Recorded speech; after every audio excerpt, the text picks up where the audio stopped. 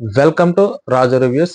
సిద్ధార్థ అలాగే ఆషికా రంగనాథన్ గారి కాంబినేషన్ లో మిస్ యూ అని చెప్పేసి ఒక మూవీ వచ్చింది.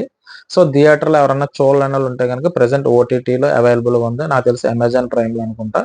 మరీ హై ఎక్స్పెక్టేషన్ తో వద్దు కానీ పర్వాలేదు, ఒక యావరేజ్ గా ఉంటుంది మూవీ. సో అక్కడక్కడ కొన్ని సీన్స్ అయితే నచ్చుతాయి. కథ వరకు చూసుకుంటే దర్శకుడు అవుదంటే ఒక డైరెక్టర్ అవుదామని చెప్పేసి ట్రై చేస్తూ ఉంటాడు హీరో సిద్ధార్థ.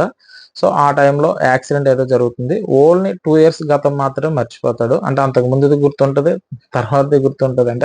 అంటే తర్వాత జరిగి గుర్తుంటాయి. సో ఓన్లీ 2 ఇయర్స్ గతం మాత్రం మర్చిపోతాడు. సో ఆ తర్వాత గతం మర్చిపోయిన ఆయన బెంగళూరు వెళ్తాడు. బెంగళూరు వెళ్ళిన తర్వాత ఒక హీరోయిన్ ఉంటది కదా, ఆషికా రంగనాథన్ గారిని ప్రేమిస్తాడనమాట. తను పెళ్లి చేసుకుంటానని అడిగితే మాత్రం ఆవిడ రిజెక్ట్ చేస్తుంది. సో వాళ్ళ పేరెంట్స్‌తో అడిగిందామని చెప్పేసి వాళ్ళ పేరెంట్స్ చెప్తే మాత్రం ఆల్రెడీ ఆ అమ్మాయితో మ్యారేజ్ అయిపోయిందని.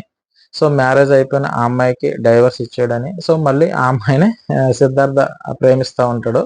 సో అంటే మీకు కన్‌ఫ్యూజ్‌గా ఉన్నట్టుంది. అంటే ఏం లేదండి ఇక్కడ. ఆల్రెడీ ఎవరైతే అమ్మాయిని ఇష్టపడుతున్నాడో ఆ అమ్మాయిని, అంటే గతం 2 ఇయర్స్ మర్చిపోయాడు కదా! 2 ఇయర్స్ బ్యాక్ ఆ అమ్మాయిని పెళ్లి చేసుకుంటాడనమాట.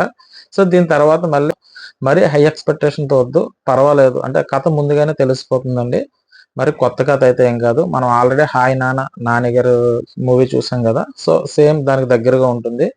కథ ఏమీ లేదండి. జస్ట్ చిన్న లైను.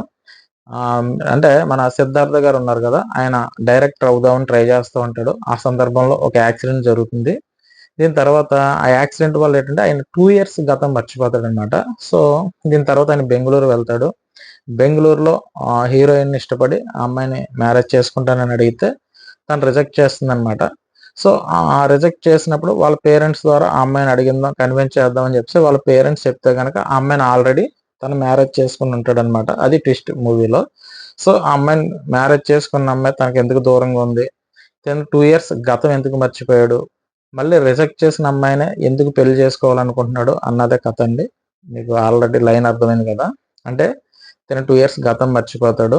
ఎవరైతే అమ్మాయిని మ్యారేజ్ చేసుకున్నాడో మళ్ళీ ఆ అమ్మాయినే ప్రేమిస్తాడు. సో అంటే నెక్స్ట్ సీన్, తర్వాత సీన్ ఏం జరిగిందన్నది కథ. మాక్సిమం మనకేంటంటే గనక కథ ఏం జరుగుతుందన్నది అర్థమైపోతూ ఉంటుంది. ఫస్ట్ హాఫ్ అంతా కథలోకి వెళ్ళడానికి ట్రై చేశారు. సెకండ్ హాఫ్ అంతా సేమ్ మ్యారేజ్ చేసుకోవడం, దాని తర్వాత ఎందుకు విడిపోయారు, నెక్స్ట్ మరి ఏంటన్నదే మీరు మూవీలో సో నేను చెప్పిన విధానం మీకు ఎవరికైనా నచ్చినట్టయితే నా ఛానల్ సబ్స్క్రైబ్ చేయండి, ఓ లైక్ కొట్టండి. బాయ్.